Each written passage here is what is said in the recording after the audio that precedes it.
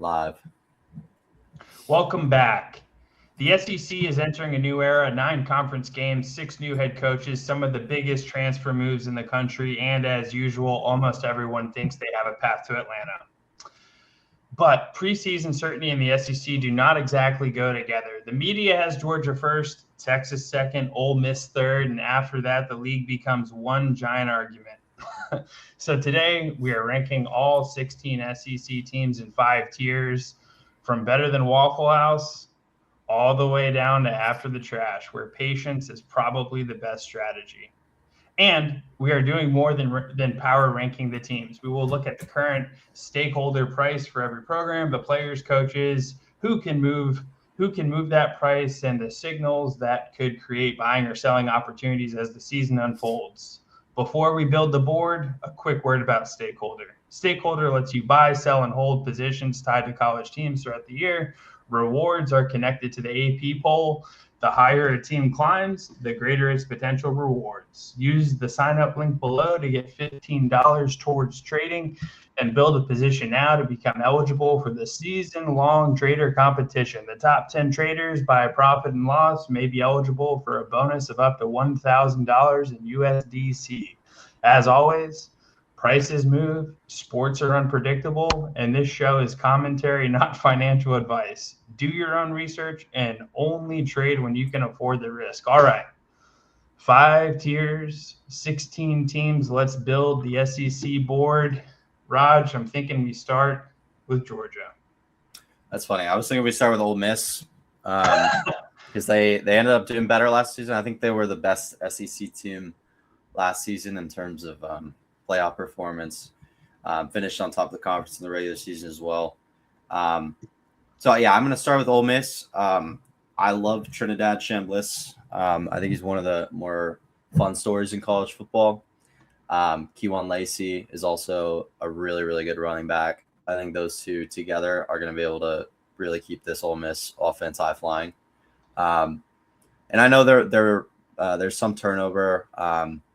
Dejon Stribling, who is, he's getting a lot of hype in the NFL right now. He's gone. He was great for them down the stretch last season. Man, I'm just so bullish on Chambliss. I think he could be a Heisman contender this year. So, yeah, I think for me, there's no doubt that the talent is there. I'm honestly kind of shocked that the talent stayed there after the Lane Kiffin divorce settlement. I think the question here is Pete Golding. I thought he did an excellent job as interim during the playoff run, but 3-game postseason sample is not exactly it's not exactly the same as managing an entire season. So Ole Miss does get LSU early. Shall we take a look at the schedule here? They've got some pretty tough matchups here. So pulling it up here. So Ole Miss is going to start the season. They're going to start the season at number 24, Louisville. That's no safe bet. Season opener. What's your thoughts there? Again, I'm very bullish on Ole Miss. I'll be somewhat rooting for them in neutral games. So, I think they should easily handle Louisville. I think Louisville's a good team. I think they're one of the better teams in the ACC. I just think Ole Miss is better. I think Chambliss is really going to pop off this season. And I'm looking at their schedule. I see 10th ranked Oklahoma, 3rd ranked Georgia, 5th ranked Texas, 25th ranked Missouri, and 11th ranked LSU, all coming after that opening game against Louisville. So brutal schedule, but I don't doubt them. I mean, again, I just have so much confidence in Chambliss and the coach there. What is his name again? Pete Golding. Yeah, Pete Golding. I was just very impressed how he stepped in last season and was able to take that team as far as they made it in the playoffs. And on stakeholder, the price is down 20% since they launched. A lot of that is just because they launched at a really, really high price at $5, almost price to win the championship. And so shortly after they launched, dipped quite a bit, made a decent run kind of after that playoff run, and then right now they're trading at around $4. Again, down 20% since launch. So bit of a buying opportunity, I would say. Yeah, it just concerns me. I mean, look, all these teams are going to have a tough schedule, but we're talking 6 games against top 25 teams. Yeah. 4 or 5 of them, within teams ranked in the top. I mean, they've got to run through the gauntlet here. I think a big point of emphasis is going to be whether or not their stars can stay healthy. They certainly have the returning talent in key positions. Wins over LSU and Florida could create that momentum to really propel this team to the top. I see you got them better than Waffle House. Does that come with a side of bacon? Yeah, I suppose so. But yeah, I could see them just being in the ATL bound tier because, like you're saying, the schedule's so tough that at the end of the day they might not finish the season with a great record. But they should be college football playoff bound. You have to think, right? So yeah, I think either ATL bound or better. Yeah. Okay. I think we've said our piece here. The APY is solid, 6.7%. That's what token holders can expect, at least until next ranking. Where to next? Yeah, I mean, going into Georgia, I think Georgia's the other team in this tier. Naturally, I mean, they were the 2 best teams in the SEC last year. Again, very high expectations on stakeholder because they launched at such high prices. So, Georgia obviously disappointing a little bit in the playoffs. They're down 20% since launch as well, but they're very expensive. Really priced for perfection here, so I'm not sure it's a great buy. But looking at Georgia's schedule, it's pretty light, I would say, other than obviously the game against Ole Miss, Alabama, Oklahoma. So they've got an easier schedule than Ole Miss. I'm really looking forward to that Georgia Tech game. That's turned into a really fun rivalry in college football over the last couple of years. So I think they can handle it, though. I think ultimately it's just the same old for Georgia. Very similar. I equate them to like Ohio. They're like kind of like the Ohio State of the SEC right now. I like that comp. And Gunner Stockton, I'm not a huge fan of him. I think he's really tough. But yeah, so I guess they have Nate Frazier coming back. He was great last season. Zachariah Branch has gone off to the NFL. He was kind of the short yardage guy, really shifty. So it's gonna be on London Humphreys to step up this year. Oscar Delp's also in the NFL. So a little bit of turnover, but not enough to put them anywhere else other than better than Waffle House here. You don't like Gunner Stockton? This guy's a proven talent. Well, here's the thing. I just don't really like Georgia QBs. I think a lot. No, it's true. Like a lot of them are system QBs. Kirby Smart is like, I think, an offensive guru. So you could put my 5-year-old cousin behind center on Georgia, and he'd probably perform just as well. He'd probably have a Stetson Bennett-like career. So I know that's throwing shade at Bennett and the Georgia quarterbacks, but that's big time shade. But yeah, that's what I think. So again, nothing against him. I think he's good. He's a good player. He's really tough, and I think he plays college football really well. I just don't think it translates well to the NFL as well. All I got to say about that is go ahead, Coach Smart. Sick him. Yeah. Hate the By the way, this all my friends are Georgia Tech fans, so this team's for real. That's all I'm going to say. Yeah. This team is for real. Kirby Smart, he's got that kind of emotional competitor attitude. He's going to throw some cheap shots in there. I think he got flagged a couple times last year doing, performing some trickery on the refs, and just he knows where the blind spots are. He's a veteran coach. He's been around the block. I believe he comes out of that Coach Saban kind of family tree there. He's going to be one of the all-time greats. Yeah, no doubt. Yeah. This team is going to be in the mix for a national championship run. There's no doubt. So as long as he's there, honestly, I think it's true. Yeah, that's right. But yeah, and then I think this is up for debate. I think I'm willing to put Texas A&M this year as well. Marcel Reed is still there, or no, he's in the NFL, isn't he? I think he was drafted by Cleveland. He was really fun to watch though. And then Casey Concepcion also in the NFL. So that offense is going to look a little different, but the defense was just so good last season. I know they have a lot of turnover on defense, but I'm willing to put them here just because of their defense. Like it was so impressive. They have some of the best recruits in the nation. They always spend the most on NIL and all that. And I think it's paid off. I'm willing to put Texas A&M in the better than Waffle House tier, and you can see that logo isn't showing up, but that is Texas A&M right there.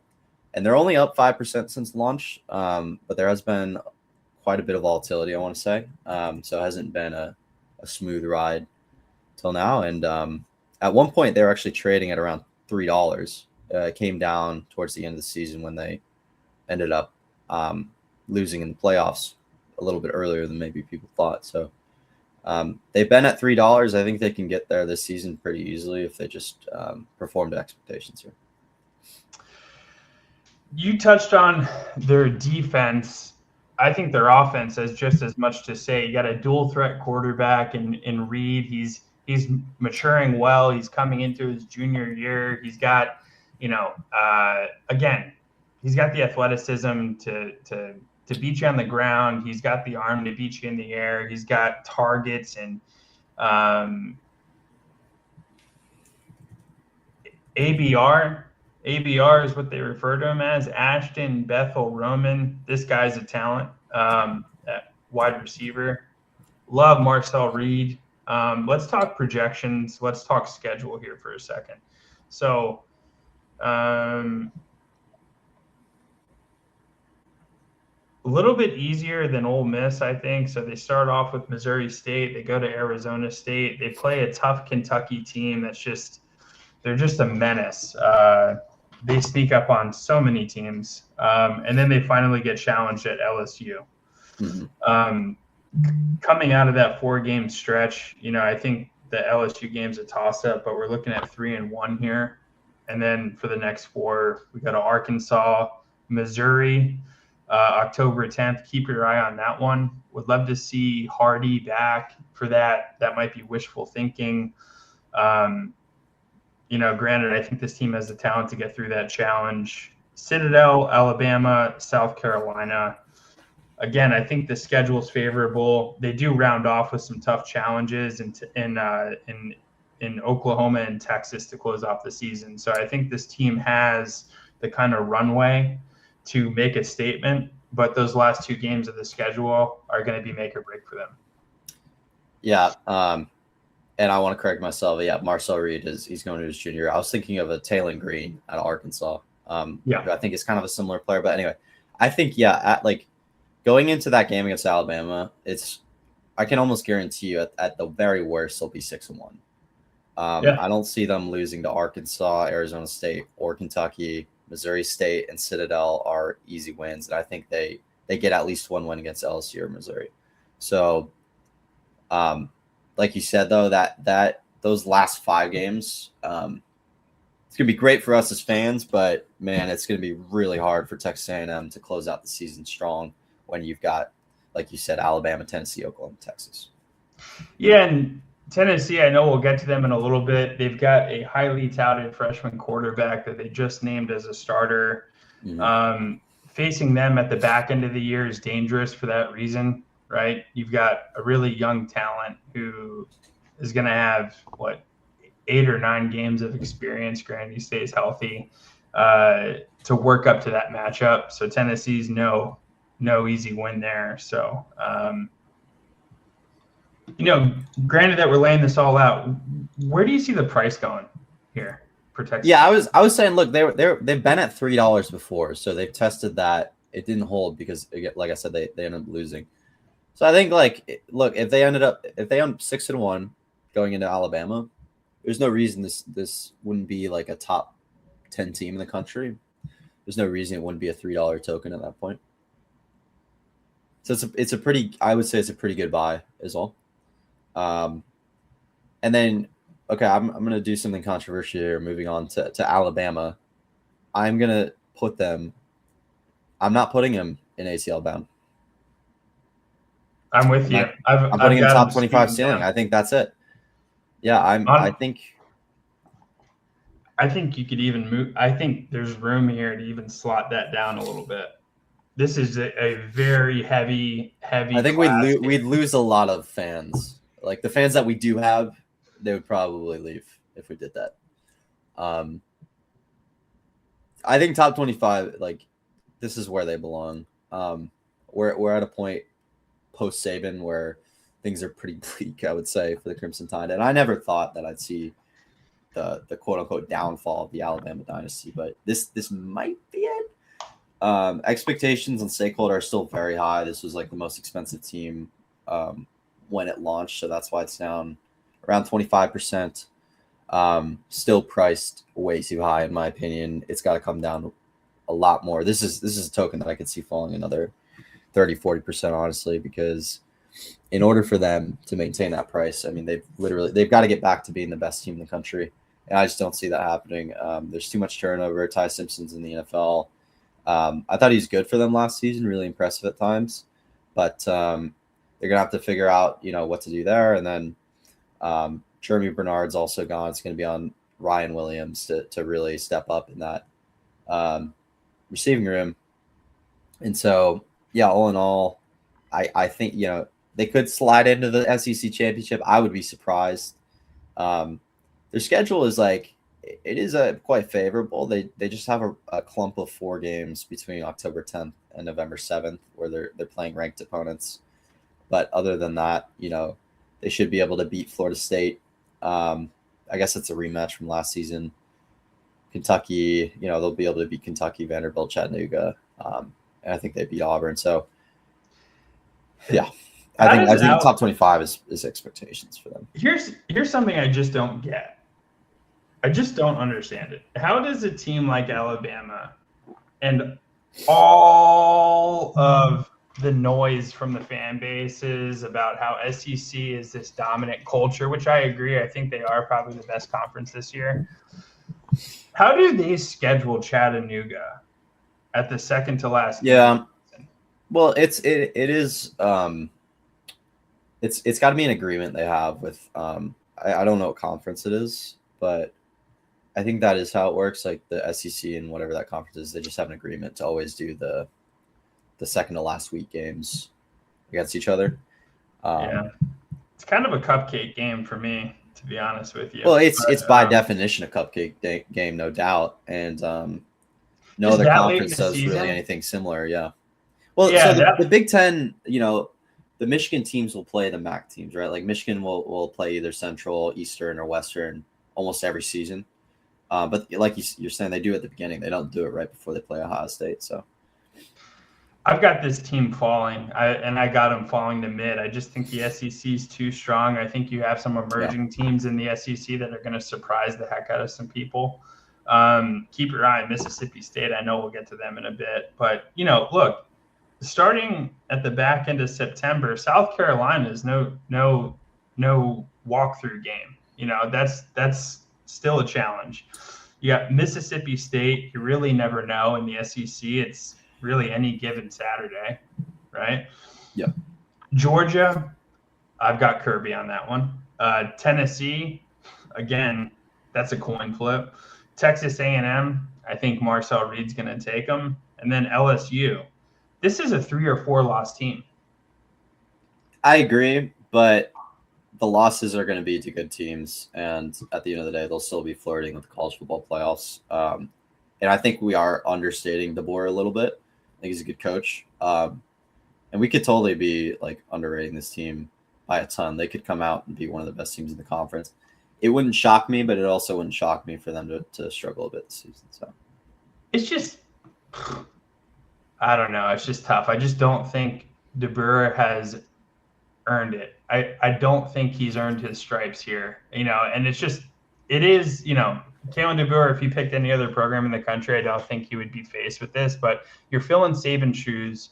We're talking about a legacy program that built momentum over the last 20 years, and NIL has changed that game. And so they need a different playbook if they're going to be top dogs again. Anyhow, I've spoken too much. Shall we move on? I will accept the top 25 ceiling. However, I don't like it. Yeah, I think it's like a compromise between us wanting it to be lower and the audience probably think it's higher. So I think top 25 is a good compromise. So, okay, on to Texas. So, Arch Manning, we'll just throw that out there. I think he's good. I think he's a little bit overrated, but he's like a controversial figure, I guess. All of a sudden, yeah, I don't know. I don't see why Texas couldn't be ATL bound here. I think they were a good team last season. I'm not sure. There's too much turnover there. Off the top of my head, I'm trying to think if they lost anyone to the draft. I don't really think anyone important was gone.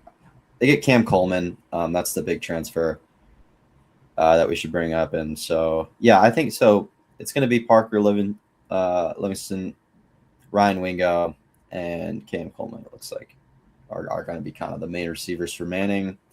Wisner is still there at running back. And I think like Hollywood Smothers is another guy. So I love Steve Sarkisian. I love Texas. Give me ATL bound here. And I wouldn't call you crazy if you put him in better than Waffle House, honestly. I've got him at better than Waffle House. I do. Yeah. I think that there's something to be said about, I don't think Arch Manning is overrated. I think Arch Manning was a freshman last year. And I think that there's something to be said about highly touted young talents like Arch Manning that get a lot of pressure on the front end and then learn how to handle that pressure and settle in. Getting Cam Coleman is a huge benefit to his targets. I think that there's, again, just crazy talent here. Great defense. I think Sarkisian and Arch Manning in year 2 will be on a better wavelength. I think last year there was a lot of like, oh, why is he calling this play? Is that the right play to call? I don't think you're going to run into that this year. I think you're going to see a more composed sideline presence with the coaching staff, and I think Arch Manning settles in. I've got him at better than Waffle House. This does make it tough because we have a lot of teams to go, and the top of the list is pretty stacked. So I think we may have some challenges here and some reshuffling later in the program, but I guess we'll see. I don't think from here on out there's going to be any other team that ends up in better than Waffle House. It is kind of a weird tier for us to have ATL bound because technically only 2 teams are ATL bound, but it's more of just a way of saying that's what we think their ceiling is. It's like the SEC championship, whereas I think the better than Waffle House teams, or in our Big Ten video, it was SIG tier. Those are the teams that are college football playoff like worthy. So I guess that's another way to interpret it. But I don't see any other team in the SEC in that tier. We can move on to Oklahoma now. I've been interested in Oklahoma ever since Mateer transferred there. They're fun to watch. He's fun to watch.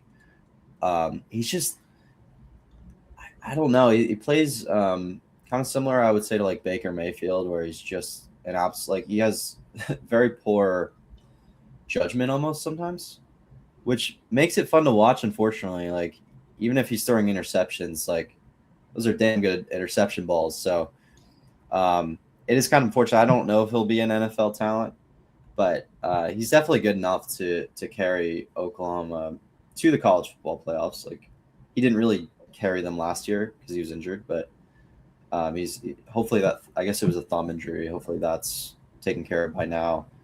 And yeah, I think that's really what you're buying here with Oklahoma. You're buying into Mateer. He'll have Satania. Deion Burks is off to the NFL. He's in Indy. And then, yeah, I'm not sure exactly who to watch at running back there, but yeah, at the end of the day, it's Mateer's team. And I would say, yeah, like top 20. I kind of want to put an ATL bound because I feel like Mateer's just going to find a way to win. So that, yeah, I couldn't disagree with you more. I think okay. Yeah, I couldn't disagree with you more as it relates to Mateer in the offense. Again, this is the SEC. Every single team in here, their goal is to be top 25 ATL bound. This is just too tough a conference. Mateer is a question mark for me. Again, I think the hand, the wrist, whatever it was, those injuries are very tough to come back from. Quarterback's a tough position. These guys get beat up a lot. And, one hit could aggravate a pre-existing injury coming back from surgery. Does he have the control? Does he have the confidence in the SEC to be a top-tier quarterback? I don't know, man. There's a lot of talent. I don't know. Yeah. I will say the one thing is their defense is legit. And that's why I said I couldn't disagree with you more. I think the defense is the statement for this team. I know you're high in Mateer, so yeah, I'm not really high on him. Like I like him. Like I think he's just fun to watch. But I agree with you on those points.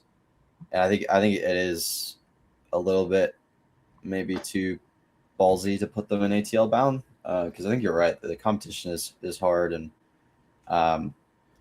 just like pulling up the schedule here. They have a tough schedule, man. They have a really tough schedule, and good on them for doing that.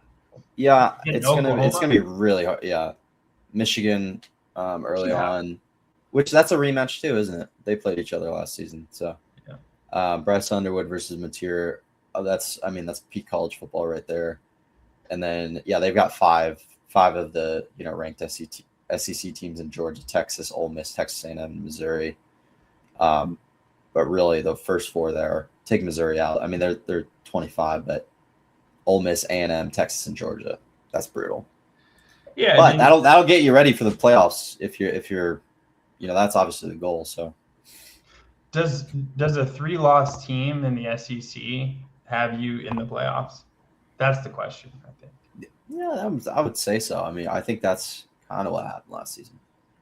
Michigan's going to be their proving ground. Seeing what they do against Michigan's going to be interesting, but they play Georgia. Oh, man, that's going to be tough. They play Texas. Again, that's 2 losses right there I have for them. And then on the back end, they have Ole Miss, A&M, and Missouri. And Missouri, the last regular season game of the series of the season, Ahmad Hardy's probably back. We don't know what condition he's in, but that's always a tough game, This is a 3 or 4 loss team. That's my read on Oklahoma. Yeah, that's fair. I think some of these teams we're going to get to next are going to challenge some of these spots, but sure. I guess we'll see. Yeah. And by the way, Oklahoma, the highest they have been on the site is $2.30. So they have been higher before. They're really cheap right now at $1.62. So even if you're not really high on the tier, it's still an obvious buy here because they're going to be ranked throughout the season. So you'll be able the APY is just very, very high right now. 15%, nearly 16% APY. I think it's very obviously mispriced. So that's the SEC, man. It's just too tough. Yeah. And then we can go into Vanderbilt here. So Vanderbilt, I think, if I'm not mistaken, they've been like one of the better teams on Stakeholder because they had just like a monster season last year. So since launch, they're actually down 4%. But I think they were like there was a ton of volatility during the season last year for Vanderbilt. They started out actually at like 50 cents and then ended up climbing to $1.20 and now are sitting at sitting at 97 cents. Pavia is gone. Stowers is gone. Those were 2 big pieces of the offense last year. What do we think's in store for Vanderbilt here? Here's the catch. We're talking post Pavia era. Mm-hmm. They have a 5-star freshman, Jared Curtis, who chose Vanderbilt over Georgia. That's a statement. Their head coach is awesome. Love the culture. Love what the discipline, all that. I I think he's a winner. I think they have good leadership there. Look, man, if Jared Curtis is the truth, watch out for this team. Yeah, I think it comes down to that. I agree. And then the schedule, it's not super light, but it's not the worst. I mean, they play Georgia, Ole Miss, Alabama, Tennessee, Florida as well. It's not bad. They get NC State as their kind of like out of conference opponent. They should win that. I mean, NC State's always a sneaky team, but yeah, no, I think there's no reason Vanderbilt shouldn't be in the top 25 throughout the season, and we'll see if they can push for a spot in the playoffs. I don't think with a true freshman, they're like we saw Bryce Underwood last season, right? Like he's a very very talented quarterback, and he was a 5-star quarterback. But he's still a freshman. You know, Arch Manning, I think the same thing. It's like it takes time for these guys to get used to the offenses they're in. So we'll see. I mean, it's going to be turbulent, you'd have to imagine. But, yeah, top 25, I think, throughout the season is pretty reasonable. Yeah, I think you're right in the top 25. I think their schedule is favorable for a young quarterback who's getting his feet wet in the SEC. He's going to be tested early in Georgia and Ole Miss, but I don't think that's going to be the end of the story, right? I think 2 losses heading into the back 3 games of the season. Alabama, Florida, Tennessee. Again, no easy matchups here in the SEC, but a little bit more favorable schedule than some of the other teams. So, look, if they can survive Georgia and Ole Miss within, reasonable margin, I think that they could find themselves in an interesting spot. But ultimately, I think some of these teams are going to have to fall below. And I think for Vanderbilt, I think they're probably mid this year. Freshman quarterback getting his feet wet. I think that they're probably going to end up mid. But if you're looking for a long-term play, I think this is probably it. Strong head coach, strong talent at quarterback who's going to replace Pavia. I think that's going to be a winner in 2 to 3 years. I would say like what I would do with Vanderbilt is I would wait to buy it until maybe midway through the season. Interesting. If there's any sort of like uncertainty around how their guys doing, then that could open up a little window to buy. But what's your buy side price target for Vanderbilt? Yeah, I would love to get them at like 70 cents, 80 cents. Yeah, I was thinking 75 cents. Because again, an appearance in the top 25 at that price range is just going to be an enormous APY. And I think that the future looks bright. The biggest risk though is that he transfers, which if they end up playing really bad this season, then this could end up crashing to like 50 cents or something. And we're talking about the same old Vanderbilt we've talked about for years. So that's the risk. I think that's like, yeah. But he chose Vanderbilt over Georgia out of the gate. It doesn't get much better than that, right? So he's already chosen direction. But things can change so quick. Like this is a winning team. The momentum is positive, but when things go south, I mean, people jump ship, and so if that happens, that's going to be like a serious problem for this token, at least, because I don't think people have as much confidence. Fair enough. Look, the school is putting resources behind this program. They got a brand new stadium, absolutely beautiful. Is that commitment there? Will they keep funding this program through and through? That is yet to be seen. Sure. And then moving on to Missouri, this was a token that launched at $3.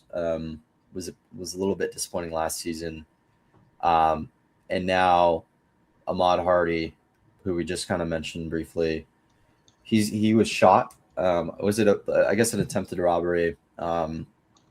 We've seen injuries like this before, and it's crazy to think, but I mean, gunshot wounds are relatively minor injuries compared to ACL stuff, hamstring stuff. So he should be able to be fully good to go at some point early on in the season. I know he's set to miss the opener. he should, again, he should be 100% at some point. And I think, unfortunately, he might not be able to put up the stats to be a Heisman candidate. But he's the best running. I think he's the best running back in college football, and that's the guy you talk about when you talk about Missouri. And I think you're at this point you're kind of buying Ahmad Hardy, and you're buying, him maybe having a Genty-like season and really putting Missouri on his back and getting them to the college football playoffs. But for now, I'm going to throw them in mid just because I think they're going to start the season off sluggish without him. And right now they're ranked 25. So they're on the lower end of the 8 people. I could see this team being mid if they're sluggish. If Ahmad Hardy really, really locks in, though, I mean, this could be a college football playoff team. I believe in that. I believe in him so much that I think he could do that. But the schedule is brutal. Not before he comes back, though. So the schedule is super easy going into October. Toughest game's probably going to be against Mississippi State at the end of September, and then they get a draw against Florida to start October, and then they've got 5 juggernauts that they've got to deal with that I don't think they're going to deal with, but we'll see. They'll have Texas A&M, Ole Miss, Texas, Georgia, and Oklahoma. For those counting, I mean, those are the 4 better than Waffle House teams. So the 4 better than Waffle House teams plus, plus Oklahoma. So that's what they're going to have to deal with at the end of the season. For that reason, I'm putting it in mid. My heart absolutely breaks for Ahmad Hardy. I am the biggest Ahmad Hardy fan. I would take a flyer on this team just to keep a pulse on this storyline. Love Ahmad Hardy. Heart breaks. You mentioned recovery time for a gunshot wound. There's a lot of injuries in football. There'll be a lot this year, but none will be a bullet on the field. I have no experience, and I have absolutely no idea what recovering from a gunshot wound is. But my heart breaks for them. I do think, unfortunately, you're probably right to put them at mid. Although, just keep a close eye on this guy. Rooting for Ahmad Hardy. Want to see him back on the field. Again, first-team All-American with a bullet hole in his leg. Prayers and love. Get healthy. Get back on the field. Get to the NFL. Keep dreaming. Keep doing your thing. But I agree, unfortunately, the SEC is still the SEC, and they're probably going to be bottom feeders this year unless a miracle happens. Yeah, and he's going to be a great NFL talent. And we've seen players recover from bullet wounds pretty quick, like Brian Robinson, who's a running back for the Commanders. When he was drafted to the team, he was shot before the season, ended up playing by, I want to say, week 4 or 5, and was actually quite good that season. So Ricky Pearsall in the NFL also, I think, recovered pretty well from a gunshot wound. So again, it's a relatively minor injury compared to all the other stuff that we talk about. Like, I would much rather have him get shot, crazy enough to say, right, than to like pull a hamstring or tear an ACL, because ultimately that's going to affect his career more. Yeah, it's certainly not a spine. It's certainly not a spine issue, which those are the ones that you just hope to avoid. Anyhow, onward and upward. Probably mid this year. Let's move on to Tennessee. I don't know. I think top 25 ceiling potentially. I know they're ranked right now, obviously, at 20. So I'm kind of just implying that they've met their ceiling, because I just don't see this team being super competitive in the SEC. They've got 4 juggernauts in Texas, Alabama, A&M, LSU, and Vanderbilt at the end of the season. They also play Georgia Tech early on. I think Georgia Tech's a little bit underrated. So it could be a tough schedule here. I know they've got a really talented running back. I forget his name, but I think he's going to be key to that offense. And I don't think they have much turnover. I guess Aguilar is still there. It's Deshaun Bishop is who I was talking about, and then Aguilar. Correction, real quick. Aguilar is no longer there. QB competition was between two freshmen. Okay. Two pretty sought-after freshmen. Faison Brandon, who just was named starting QB. Dude, let me just read you the heights and weights of these guys. And then George McIntyre. So Faison Brandon, and apologies if I pronounce this wrong, coming in at 6'4", 225-pound freshman. He got the starting job. His backup is 6'6", 208-pound. I mean, monsters. Gotta love it. Oh, in my the last video, I was God. talking about how I didn't like short-statured QBs. So yeah, I mean, dude, these guys. I feel like this is Space Jam. Like they're that's awesome. The Monstars. But yeah, Early I mean, in the freshman season, quarterbacks are tough to trust, I would say. They are. Like, let's just take a peek at their schedule, just to I mean, this stuff just absolutely blows my mind. So they're starting the season off with Furman. They're going to play Kennesaw State. Look at these roster sizes, man. So we already just talked about the QBs. Let's talk about the O-line. All these guys are 6'5" and above. There's a couple 6'8", 330 guys. 6'8", 330 on the line against guys at Furman. That oh man, that'd be like me pushing a shopping cart at Costco. Clear the lane. We're coming to produce. Well, there you go. I mean, you think that's enough to put them in top 25? Do you think they can, beat that? I mean, they're ranked 20 right now. So if you're putting them in ATL bound, you'd have to assume they're pushing 15, maybe even number 10, close to that Waffle House here. I don't trust the true freshman quarterback, and I also want to mention that Chris Brazel, who was their leading receiver last season, has gone off to the NFL. So a little bit of turnover. Let's just riff for a second. Yeah. Who are some of the true freshman quarterbacks in the SEC in the past who have come in and made a statement? Well, Arch Manning, right? When he was a true freshman, he started only a couple games. And so he didn't really, and I don't think he really performed all too well. Right. Was Gunner Stockton? I don't think he was a true freshman last year, was he? I think he was. Because if he was, I mean, that's got to be the most impressive in recent memory. There's another guy that comes to mind, although I think a lot of Tennessee faithfuls probably want to try to forget his Iamaleava. Iamaleava, yeah. Iamaleava, thank you. Yeah, I mean, look, I guess it was a good season, but it's completely overshadowed by what he did last year. So, yeah, I don't know. I think they could have a Iamaleava season. Could work out. Never know. I don't know. I just think there's going to be too much turbulence. And Tennessee has been on a steady decline. Again, a lot of these SEC teams were the most expensive teams when launched, and so I think in general the conference is. I think the conference disappointed a bit last year. That's why you're seeing a lot of these teams down so much. And so, yeah, that's it for Tennessee. Sweet. So getting into, now LSU. Obviously, talk about Lane Kiffin. I think he's the GOAT. I love Lane Kiffin. He's kind of like my spirit animal, it feels sometimes. I love you, Lane Kiffin. I have a spiritual connection to Lane Kiffin, and for that reason, I'm going to put LSU. I'm going to put LSU in the. I really want to put him in the Waffle House here, actually. Yeah, I think so too. I mean, look, we don't have ATL bound. I think that there's a gap here in our tiers.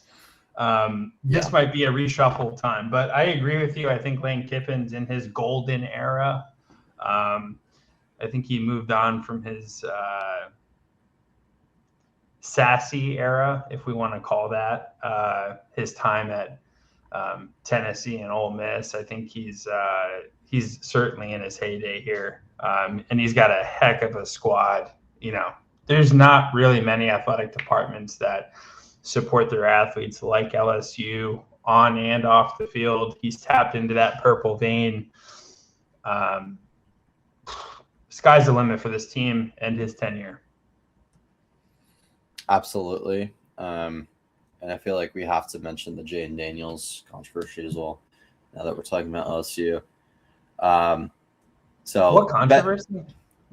His family's like suing the university because they ended up like using his jersey number after retiring it or something like that. Something along those lines. So there's all this talk about not being able to use the number 5. It's like they're trademarking the number 5.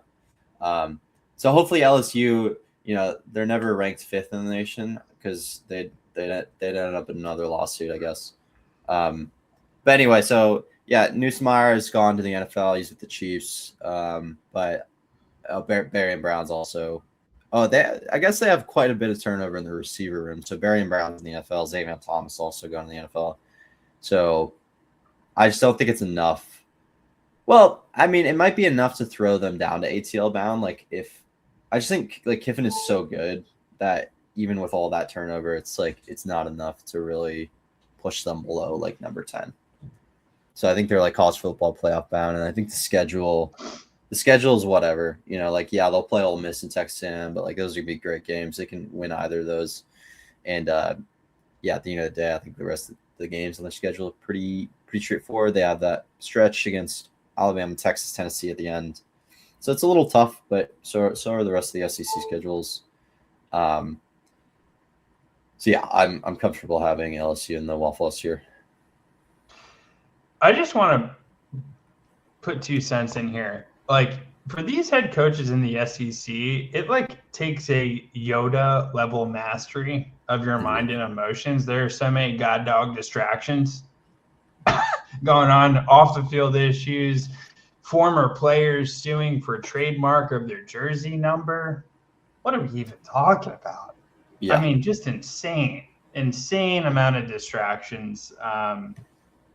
Good on Lane Kiffin and LSU for getting through that. Jaden Daniels, hope you get some royalty money connected to your former jersey number. But so many distractions. Let's go to Lexington. Yeah, just one last thing with LSU. Their price on stakeholder has really just been bouncing around between $3 and $4. So that's where they're at. And then Kentucky, moving on to Kentucky, this is, I guess, the best performing token in the SEC on stakeholder. And so, honestly, with Kentucky, I didn't follow them too closely last season. I kind of want to throw them in the top 25 ceiling tier. No way, man. That's crazy. We're talking crazy here. That's fine. I mean, it is strange though. I mean, their token is up a ton. There was a huge kind of spike in the off season, so I don't know if there were any big moves that kind of made people get on board here. But yeah, I'm just curious to see that. To get put in the top 25 ceiling purely on speculation is erroneous on all accounts. Let's prove the points here. Yeah, look, everyone's pumped up about Will Stein, and Kentucky gets pumped up about anything in Kentucky blue. It's just what Kentucky fans do. I'm not knocking you. Every single team in the country should have a fan base as supportive as the crazy Wildcats, right? But let's talk reality here. Is this a top 25 team this season? Is 279 overpriced? Look at the other teams we got on the board here. I mean, would you take Kentucky over Vanderbilt? Would you take Kentucky over Oklahoma? I wouldn't take them over Oklahoma. Vanderbilt, I'm not too sure of. I just think that price action to me makes me queasy. They have, by the way, 7 ranked teams on their schedule. 7 ranked teams. That's craziness. They do get some of the – no, actually, they don't. They get challenged just like everybody else in the SEC, and for that reason, I think that they're a 5-6 loss team. I think that they're mid. And I appreciate the consideration, Yeah, I know that we debate back and forth. I know that, we chop it up. We fight over it. I appreciate the consideration. Yeah, I think what by the way, what spiked Kentucky. They had a good recruiting class. So it was a top 25 recruiting class. But I think there's probably way too much euphoria there, all the way up at $3. It's been bouncing between like 280 and 320 for a couple months. So yeah, very high expectations on Stakeholder. I think it's a sell, but I'm willing to be surprised. Like, who knows? Didn't really see Vanderbilt pulling off what they did last season, so you never know. But yeah, Kentucky does feel quite overpriced here. I guess they were launched really low too. I mean, it looks like yeah, they were launched only at $1. So yeah, moving on to Florida. I know Jaden Baugh is there. I got him last night on the fantasy draft, by the way. Yeah, he's a great player. I was pumped about that. They've got a tough schedule. Baugh should be very, very good for them. I know they had so much trouble last season. Blanking on his name, the DJ Lagway. Like he now was, at Baylor. Yeah, he was so brutal, honestly, last season. Like I just think he was very disappointing. People had very high expectations for him going into the season. Hopefully he can turn around at Baylor, but yeah, I'm honestly not quite too sure what to expect out of this Florida team this season. I wouldn't mind just throwing them in mid, just for the sake of it, and then if Baugh can do something special, maybe he can propel that team into the top 25, but definitely don't see them competing for the SEC championship or anything. Yeah, I'm with you. It's not a knock on John Sumrall, who's also in his first year at Florida. So we're dealing with the regime change. I think that there's probably some question marks amongst the QB battle. I don't know if anyone's really solidified it, although it does seem that there are some candidates there. I think offensive, their scheme resides around Baugh and what he can do on the ground game. Yeah, I think that they're better than after the trash, but I do think that they're mere let's keep scooting along. Sure. And then getting into Auburn, didn't have a great season last year. We're now kind of looking at the bottom tier teams here. Auburn was 1-7 in the SEC last year. Their schedule this year is not favorable. It's your typical SEC schedule. They've got a game against Baylor early on in the season, which I think could be fun. And we just spoke of Lagway, so it'll be interesting to see what he can do. But it's the team. I have no expectations for Auburn. I'm willing to throw them in after the trash. No, don't you dare. Yeah. Sure. Let me make my case. Let's hear. We're actually quite divided on these last two, aren't we? I know. Yeah. It's just I honestly I haven't followed either of these kind of three last, like Kentucky, Florida, Auburn. I just didn't follow too closely. So my opinions are relatively uneducated here. No, I get it. Look, new head coach at Auburn. I believe it was Hugh Freeze is out. Alex Golish is in. That is the name he brings with him from USF, right? Golish was USF. Some talented players, including senior quarterback from USF, who had a great year last year, in Byron Brown. Oh yeah, that guy was insane last year. Yes, so he's starting for Auburn. Yes, he'll be starting for Auburn. They also have some supporting characters. Look, I think losing Cam Coleman to Texas was devastating for their offense. I do think that this is a team in rebuild. They deserve better than after the trash, but I don't think that they're quite a top 25 team. I've got them mid. Let's throw them. Let's throw them top of mid, because I didn't realize Byron Brown was their quarterback. I love Byron Brown. Like at USF last season, he was really, really good. Dude, he threw for 3,000 yards and 28 touchdowns, and also is dangerous on the ground. Yeah. Yeah. He's a great player, and I could easily see him getting bringing them to the top 25. I think he's that good. The I think price is really strong too. Like yeah. Oh yeah. at 84 cents, I like the direction here. Also on defense, by the way, this guy Xavier Atkins is an absolute beast. 9 sacks and 17 tackles for a loss. TFLs, insane. Dangerous team. I was just my gut reaction was after the trash just because of their performance last season, but I think they have what it takes to turn it around. With Brian. You're a tough judge, man. Yeah. Well, yeah, 1-7 is tough. We'll go on to another 1-7 team in the SEC. That was Mississippi State. What do we think of Mississippi State here? I know they lost Brendan Thompson to the NFL. He was kind of their speedster. I think he had a 1,000-yard season with them last year. I can fact check that real quick. Their quarterback Blake Shapen. Yeah, Brendan Thompson was their 1,000-yard. He was their leading receiver last year, 1,000-yard receiver. It's going to be on Anthony Evans this year to step up. He almost had 1,000 yards last year as well. So kind of a concentrated passing attack.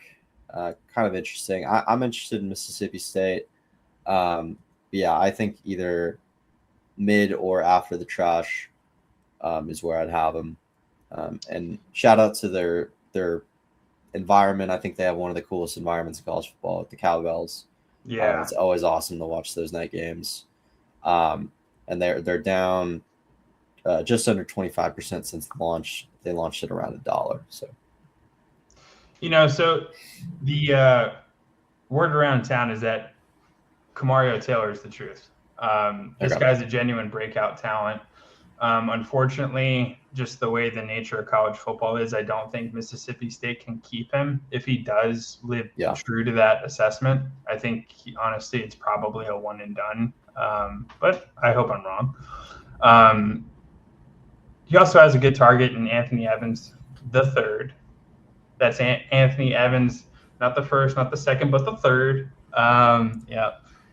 The proven target, dangerous team. Dude, it's just so hard to rank these guys where they deserve to be for where they are. It's just, look, they're rebuilding. They're not where they need to be quite yet. I don't think that they have the resources to retain the talent that they hope rings true. Unfortunately, someone has to be in the trash, and I think Mississippi State might be there. Look, they're ranked 15th. They're ranked to come in 15th in the SEC. Yeah. Shall we take a breeze through their schedule? Sure. Okay. So let's get down to it. Start off the season with UL Monroe, then Minnesota, then South Carolina.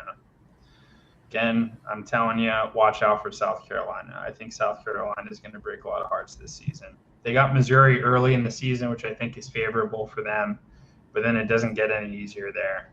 Then they take on LSU, Oklahoma, and Texas. Again, there's at least 3 or 4 losses on this schedule before they wrap up the year with Ole Miss. I think a great benchmark for this team would be getting to 7 wins.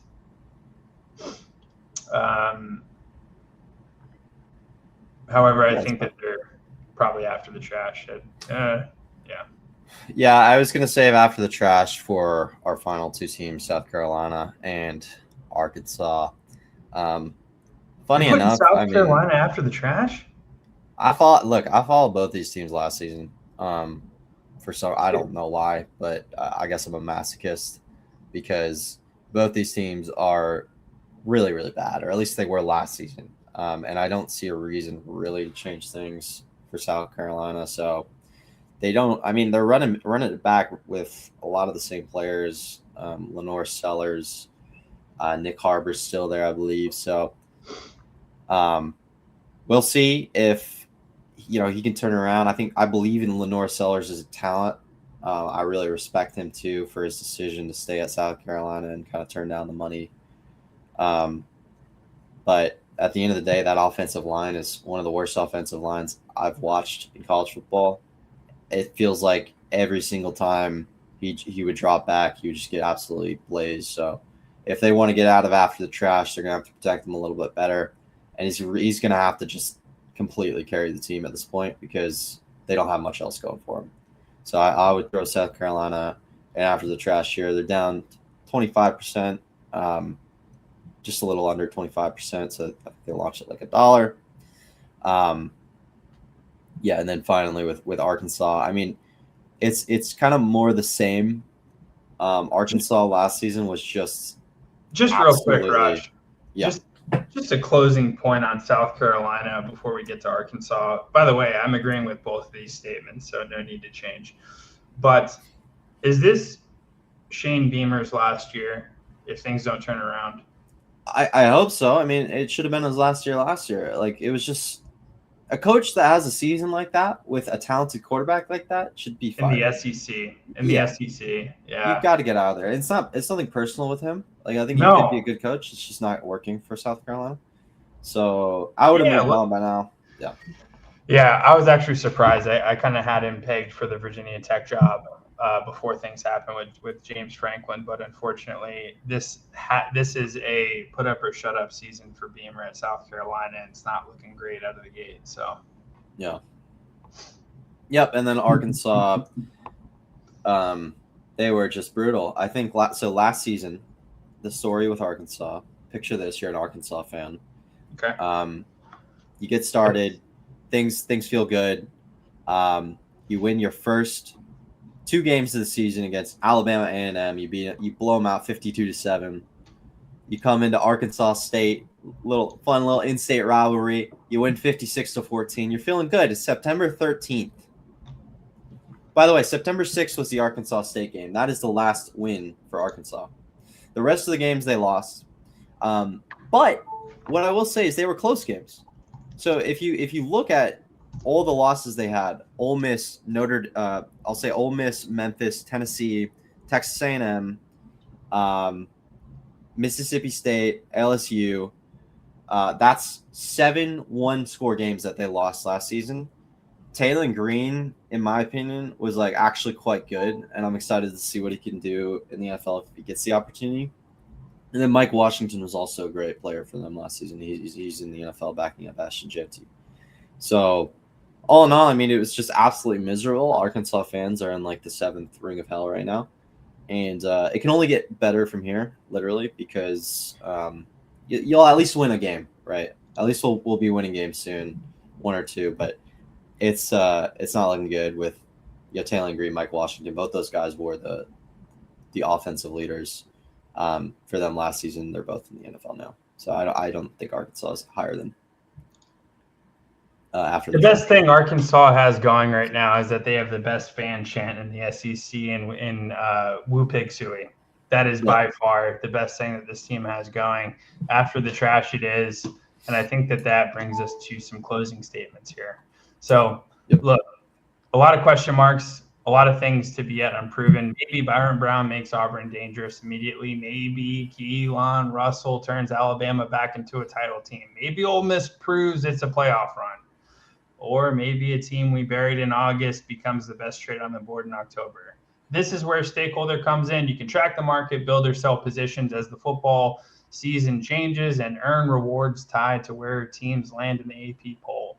Use the link below to sign up and get $15 towards trading. Build your position for the season-long trader competition where the top 10 traders by P&L may be eligible for up to $1,000 in bonus USDC. Now tell us where we got it wrong. Which team is too high? Which team is too low? Which SEC price are you watching before week 1?